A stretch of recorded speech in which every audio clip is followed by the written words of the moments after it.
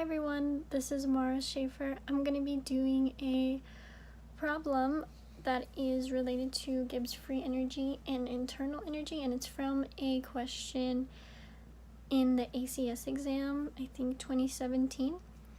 So it reads, the vaporization of a liquid at a certain temperature and pressure is spontaneous. For this process, which of the inequalities regarding the Gibbs free energy G and the internal energy E are correct?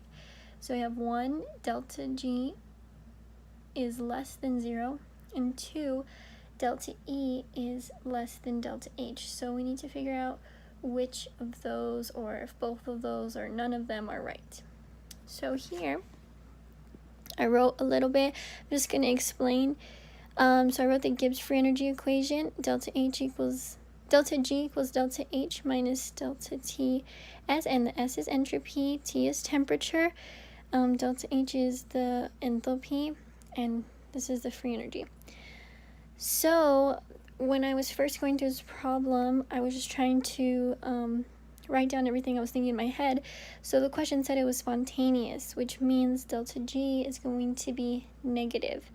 And then I wrote just kind of in my head, it said the vaporization of a liquid at a certain temperature and pressure is spontaneous. So I wrote like a liquid yields a gas because it's vaporizing. So that means we're gonna have to add heat to the liquid to form the gas, and or to make it into a gas. And when you're adding energy on this side, that means it's going to be an exothermic reaction. So that's where I got the negative. And then I wrote delta H equals to Q plus W, which is the heat of the reaction plus the work being done in the reaction. And I was just kind of thinking that the change in energy is kind of like saying delta H. So right here was the last step I did, and I wrote, since we know that the delta G is going to be negative, and we have delta H minus delta T, and we know the entropy is positive because it's getting more disorderly. Going back to this, we're going from a liquid to a gas, so that means it's getting the entropy is increasing, so we have a plus sign here. We need this to be negative, so the only way, we have a positive number over here, we have a minus over here, so minus, or negative minus a positive is most likely going to give you a negative.